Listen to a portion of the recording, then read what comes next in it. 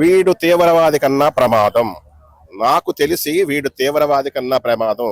తీవ్రవాది border వరకు వచ్చి కొట్లాడతాడు, లేదా ఏంటి అక్కడ ఫైట్ చేస్తాడు, అట్లా ఇదవుతారు. లేదా నక్సలైట్ గా వీళ్ళు అడవుల్లో కొట్లాడతారు. వీడు గ్రౌండ్ లో ఉండి సమాజాన్ని నాశనం చేస్తున్నాడు. సమాజం మధ్యలో ఉండి సమాజాన్ని సర్వనాశనం చేస్తున్నాడు. కాబట్టి వీడికి మామూలు శిక్ష ఉండకూడదు.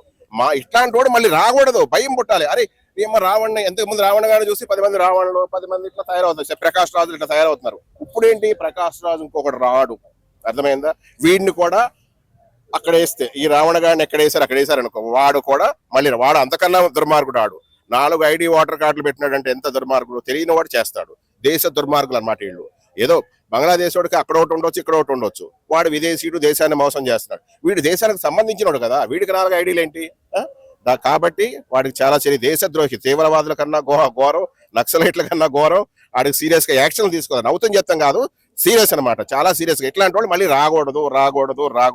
రాకుండా ఉండాలంటే గవర్నమెంట్లు చాలా సీరియస్ గా పగడబందీగా ప్లాన్ చేయాలి. ప్రతి టైప్ లో గవర్నమెంట్ యాక్షన్ తీసుకోవాలి. వీళ్ళు ఏంటంటే చానాల నుంచి ఇలా పనిష్మెంట్ తీసుకునే వాళ్ళు ఎవరు దొరకట్లా. టేక్ ఇట్ ఈజీగా ఉంది, ఏదో బొమ్మలాట్లాగా ఉంది గవర్నమెంట్ అంటే.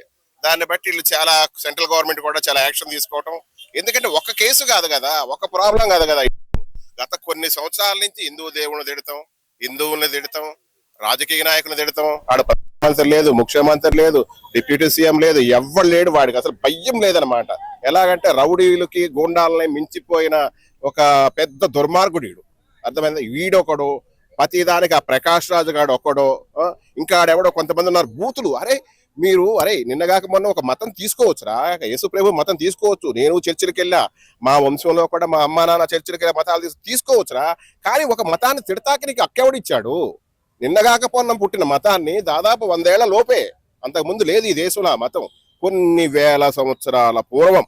అర్థమైందా? క్రీస్తు కాదు, ఏ మతం లేని టైంలోనే ఇది మతం కాదు, హిందూ ధర్మం, హిందూయిజం పుట్టి కొన్ని వేల సంవత్సరాలు అయిపోయింది. అట్లాంటిది మీరు వచ్చి ఎవడకో దశమ భాగాలకి, వాళ్ళు ఇచ్చే ఫండ్స్ కి, వాటికి అమ్ముడు పోయి మీ ఇష్టం వచ్చినట్టు ప్రవర్తిస్తున్నారా? మీ వ్యక్తిగత స్వార్థం.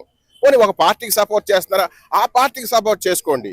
అంతేగాని బహిరంగంగా పెద్ద పెద్ద స్టేజీల మీద పెద్ద పెద్ద మీటింగ్లు పెట్టి, అదే దళిత క్రైస్తవ సంఘం అన్న వాళ్ళ గురించి మాట్లాడాలి. నువ్వేంట్రా ముఖ్యమంత్రిని తిట్టేస్తావు, డిప్యూటీ సీఎం తిట్టేస్తావు, డిప్యూటీ స్పీకర్ని తిట్టేస్తావు, ఒక హిందూ మతాన్ని కొలిసే రాధా మనోహర్ దాస్ని తిట్టేస్తారు.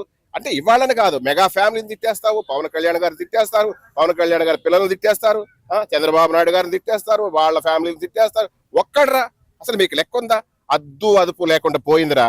అరే లైఫ్ లాంగ్ నీలాంటి వాడు మళ్ళీ రాకుండా నీకు పనిష్మెంట్ ఇచ్చారు. అలాగే ఈ ప్రకాష్ రాజు కూడా మిగతా అప్పుడు రాడు.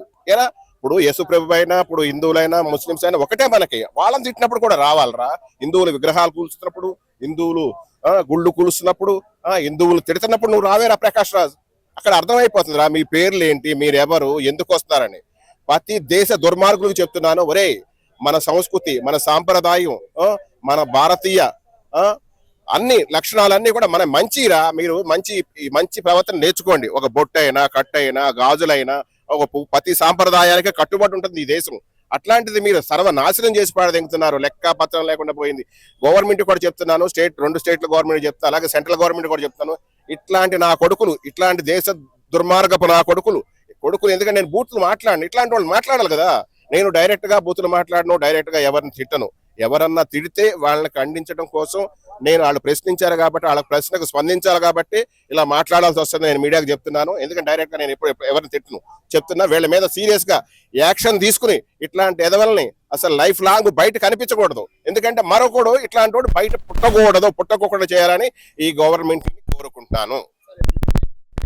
ప్రశ్న రావణ్ అయితే అరెస్ట్ చేయడం జరిగింది. సో దీని మీద మీ ఒపీనియన్ ఏంటి? గట్టిపోయినా గవర్నమెంట్ తొందరగా చర్యలు, స్పందన అనేది బాగుంది. ఆడు ఒక దేశద్రోహి, తొందరగా బయటపడేస్తే బాగుంటుందని నేను అనుకుంటున్నాను. జైల్లో కానీ ఏదో ఆడి విషయాలు మొత్తం, ఆడి వెనకమాల ఉన్న వాళ్ళని కూడా బయటికి లాగాలి. చాలా మంది ఉండాలని అనుకుంటున్నా.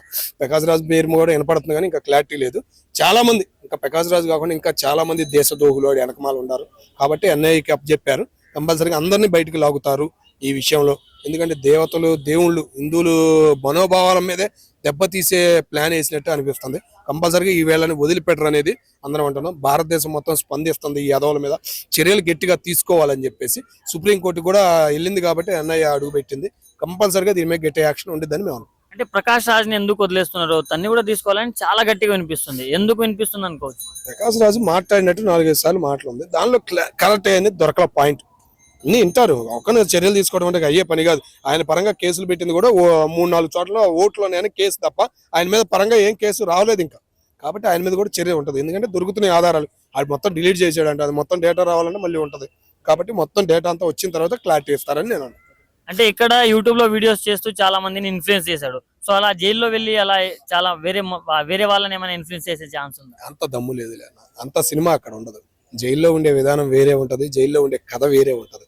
ఓకేనా, అండమాన్లో ఇలాంటి యాదవాళ్ళు అక్కడ కూడా చేశారనుకో తీసుకెళ్లి అండమాన్లో పడేస్తారు. దిక్కేటో తెలియదు, దిర్వానా ఏటో తెలియదు.